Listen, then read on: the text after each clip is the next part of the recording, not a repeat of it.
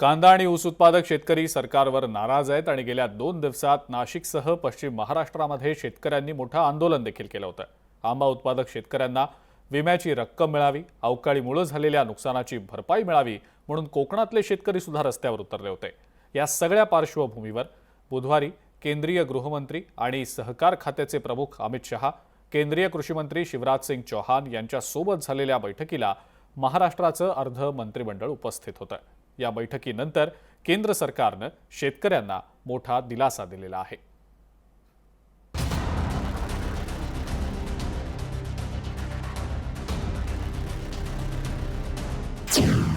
कांद्यासह ऊस उत्पादक शेतकऱ्यांसाठी गुड न्यूज। शेतकऱ्याच्या प्रश्नांसाठी मंत्रिमंडळाची दिल्लीवारी। सहकारी क्षेत्रातील प्रमुख मागण्यांबाबत केंद्र सरकारची सहमती। केंद्र सरकारच्या बैठकीत कांदा उत्पादक शेतकऱ्यांच्या अडचणी, त्यांच्या मागण्याविषयी चर्चा झाली। आजच्या बैठकीत नाफेड आणि एनसीसीएफ द्वारे थेट शेतकऱ्यांकडून कांदा खरेदीच्या मागणीला मंजुरी देण्यात आली। सध्या व्यापाऱ्यांकडून खरेदी होते ती थेट शेतकऱ्यांकडून करण्यात येणार आहे। ऊस आणि कांदा उत्पादक शेतकऱ्यांच्या मागण्यांबाबत केंद्र सरकार अनुकूल आहे। नाफेड आणि एनसीसीएफ ग्रेडिंगच्या नावाखाली मालाची गुणवत्ता चांगली नसल्याचं सांगत कांदा खरेदीला नकार देत असल्याची तक्रार शेतकऱ्यांनी केली होती। त्यामुळे आता मशीनद्वारे ग्रेडिंग करण्यात येईल, त्यामुळे शेतकऱ्यांना न्याय मिळेल। तर हापूस आंबा उत्पादक शेतकऱ्यांच्या अडचणींवरही चर्चा झाली। विमा कंपन्यांनी लादलेल्या काही नियमांमध्ये बदल करण्याची मागणी करण्यात आली आहे। त्यावेळी केंद्रीय कृषी मंत्री शिवराज सिंग चौहान यांनी विमा कंपन्यांसोबतच्या बैठकीत समाधान काढण्याचं आश्वासन दिलं। तर केंद्र सरकारने सध्या कांद्याचा 15 रुपये 80 पैसे दर निश्चित केला। या दरात आणखी वाढ करण्यास अमित शहा यांनी सकारात्मक प्रतिसाद दिलाय। तसेच आतापर्यंत प्रस्तावित असलेल्या 2 लाख टनांऐवजी तब्बल 10 लाख टन कांदा खरेदी करण्याबाबतही केंद्र सरकारने सकारात्मकता दर्शवली आहे। साखरेच्या प्रश्नावर अतिशय सकारात्मक चर्चा झाली की आता जी नाफेड आणि एनसीसीएफने कांदा खरेदी सुरू केली आहे ही बाजारामध्ये झाली पाहिजे, ती व्यापाऱ्याकडनं नाही तर ती शेतकऱ्याकडनं केली पाहिजे। त्याला मान्यता मिळालेली आहे आणि शेतकऱ्याला उचित अशा प्रकारचा त्या ठिकाणी न्याय मिळेल। इन्शुरन्स कंपन्यांनी त्या ठिकाणी घातलेल्या काही ज्या अटी आहेत त्याच्यामध्ये बदल केला तर मोठ्या प्रमाणात आंबा उत्पादक शेतकऱ्याला मदत मिळू शकते। कांद्याच्या निर्यातीवर कोणतीही बंदी नाही। कांद्याला स्थिर भाव मिळाला पाहिजे यासाठी सकारात्मक निर्णय अमित भाईंनी घेतलेले आहेत। त्याचबरोबर साखरेच्या बाबतीमध्ये देखील त्यांनी इथेनॉलचा जो कोटा आहे तो कमी झालेला आहे आणि पूर्वीप्रमाणे इथेनॉलचा कोटा वाढवण्यावर देखील सकारात्मक निर्णय घेतला आहे। केंद्र सरकारच्या मध्ये अतिशय सकारात्मक मीटिंग झाली। जे कांद्याच्या आणि साखर उद्योगाच्या अतिशय कठीण प्रश्न सध्या मी शेतकरी तोंड देत होते त्यावरती नक्कीच साधक बाधक चर्चा झाली आणि 10 दिवसामध्ये सकारात्मक निर्णय देण्याचा आम्हाला आश्वासन मिळालेलं आहे।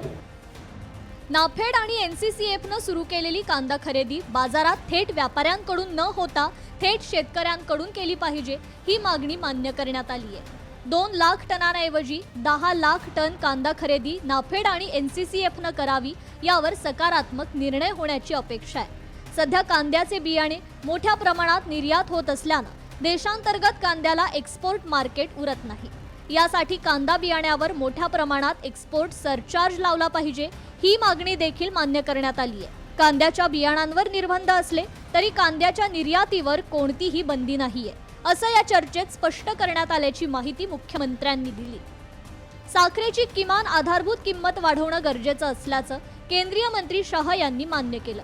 इथेनॉलचा कोटा मोठ्या प्रमाणात वाढवण्यासाठी येत्या 2 महिन्यात निर्णय घेण्याबाबत त्यांनी सहमती दर्शवली असून कर्ज पुनर्गठनासंदर्भात राज्य शासनासोबत एकत्रितपणे काम करून मार्ग काढण्याचं आश्वासन देण्यात आलं। त्यासह व्याज सवलतीचे पैसे तत्काळ देण्याचं मान्य करण्यात आलंय। तर क्वेल प्राइसिंग संदर्भात केंद्राने एक प्रस्ताव मागवला असून राज्य शासनाकडून तो तयार केला गेला आणि लवकरच आता सादर केला जाईल। या प्रकल्पामुळे साखर कारखानदारीचे अनेक प्रश्न सुटण्यास मदत होईल अशी अपेक्षा राज्य सरकारनं व्यक्त केली आहे. शेतकऱ्यांच्या विविध प्रश्नांवर विरोधकांनी राज्यभर आंदोलनाचा पवित्रा घेतल्यावर मुख्यमंत्री देवेंद्र फडणवीस यांच्या नेतृत्वाखाली राज्य सरकारचं अर्धा डझनभर मंत्री दिल्लीला रवाना झाले होते. केंद्र सरकारकडून शेतकऱ्यांसाठी अधिकाधिक मदत आणण्यासाठी सरकार कटिबद्ध असल्याची भूमिका राज्य सरकारनं या बैठकीआधी घेतली होती.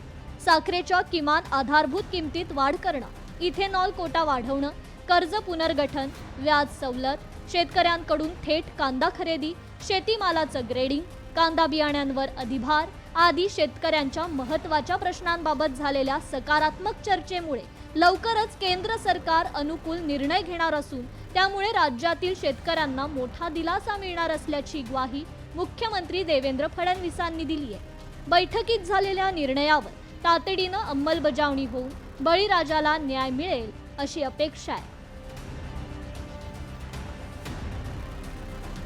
ब्युरो रिपोर्ट, लोकशाही मराठी, मुंबई.